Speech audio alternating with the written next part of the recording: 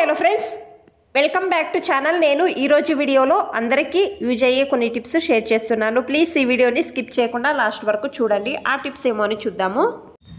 Tip number 1, చాకు కానీ కత్తెర కానీ షార్ప్ లేదు అన్నప్పుడు చాకు పైన కొంచెం పొడి ఉప్పు వేయండి.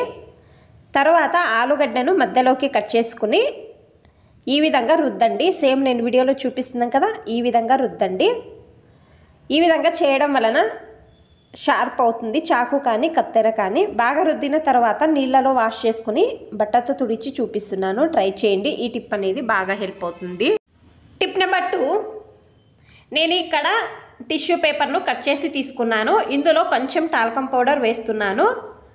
వేసిన తర్వాత మనము దేవుని పూజకు ఇచ్చేసే కర్పూరము తీసుకొని ఈ విధంగా పొడి చేసి వేస్తున్నాను.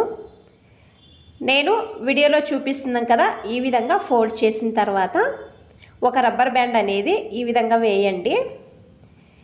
రెండు కూడా అదే విధంగా చేసుకుంటున్నాను. ఇది ఏం చేయాలి అంటే, మీరు పడుకునే ముందు దింబు కింద పెట్టి పడుకోండి. ఇప్పుడు వర్షం పడుతుంది, తొందరగా నిద్ర రావడం లేదు, తలనొప్పిగా ఉంది అన్నప్పుడు ఇది దింబు కింద పెట్టడం వలన ఈ స్మెల్కి తొందరగా తలనొప్పి అనేది తక్కువ అవుతుంది, తొందరగా నిద్ర కూడా వస్తుంది. ట్రై చేయండి. Tip number 3, T shirt fold చేయడం ఈజీ టిప్ అనేది చూపిస్తున్నాను. టీ షర్టు ఫస్ట్ తిప్పి మీ లెఫ్ట్ అండ్ రైట్ రెండు సైడ్లు మధ్యలోకి ఫోల్డ్ చేయండి. పైన భాగము ఈ విధంగా ఒకసారి ఫోల్డ్ చేయండి. కింద భాగము దీని లోపలకు వేయండి. వీడియోలో నేను చూపిస్తున్నాను కదా, ఈ విధంగా ఫోల్డ్ చేస్తే కబోర్డ్లో కానీ బీరువాలో కానీ బట్టలన్నీ ఫోల్డ్ చేసి పెడతాం కదా, ఒకటి తీసుకున్నప్పుడు ఇంకొకటి కూడా కిందకు జారి పడిపోతుంది కదా, ఫోల్డింగ్ కూడా వెళ్ళిపోతుంది. ఈ విధంగా ఫోల్డ్ చేసి పెడితే ఆ విధంగా కాదు. ట్రై చేయండి ఈ టిప్ అనేది. టిప్ నెంబర్ 4, ఇయర్ బడ్స్ తీసుకొని కొంచెం పేస్ట్ తీసుకున్నాను. మనము ఛార్జర్ది కేబుల్ ఉంటుంది కదా, పిన్ వస్తుంది కదా, ఎక్కువ మంది ఏం చేస్తారు, దీన్ని క్లీన్ చేయరు. ఇది ఎక్కువగా గలీజ్ అవుతుంది, ధూళి అంతా పడుతుంది. మనము అప్పుడు ఇది కూడా క్లీన్ చేసుకోవాలి. టిష్యూ పేపర్తో ఈ విధంగా క్లీన్ చేయండి. చూడండి ఈ విధంగా. తర్వాత టిష్యూ పేపరు కొంచెం తీసుకొని దీనిపైన కొంచెం పేస్ట్ తీసుకున్నాను. ఈ ఛార్జర్ కేబుల్ వైర్ ఉంటుంది కదా, ఇది కూడా గలీజ్ అవుతుంది. ఎక్కడంటే అక్కడ మనం వేసి దుమ్ము అంతా కూడా చేరుతుంది. చూడండి నేను చూపిస్తున్నాను ఎంత గలీజ్ అనేది ఉందో.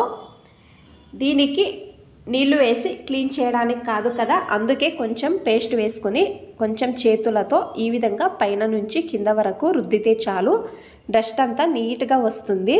మీ ఛార్జర్ కేబుల్ నీట్గా క్లీన్ అవుతుంది. ట్రై చేయండి.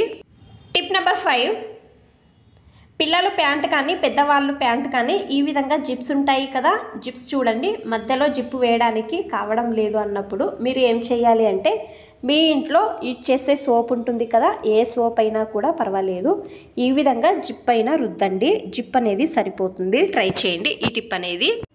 టిప్ నెంబర్ 6, నేను ఇక్కడ డబల్ టేపు కొంచెం కట్ చేసి తీసుకుంటున్నాను. ఈ విధంగా కీసు సామాన్యంగా అందరి ఇళ్లలో ఉంటుంది కదా, ఈ కీకి డబల్ టేపు అతికించండి. ఎక్స్ట్రా ఉన్న డబల్ టేప్ను కట్ చేయండి. తర్వాత పేపర్ను తీయండి.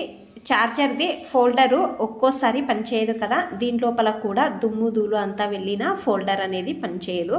ఆ టైంలో మీరు ఏం చేయాలి అంటే, బడ్స్ పెట్టి క్లీన్ చేయడానికి కాదు కదా, ఈ విధంగా కీకి డబుల్ టేప్ అతికించి చూడండి. ఈ విధంగా దీని లోపల ఈ విధంగా అంటే దీని లోపల ఉన్న దుమ్ము ధూళి అంతా నీట్గా వస్తుంది.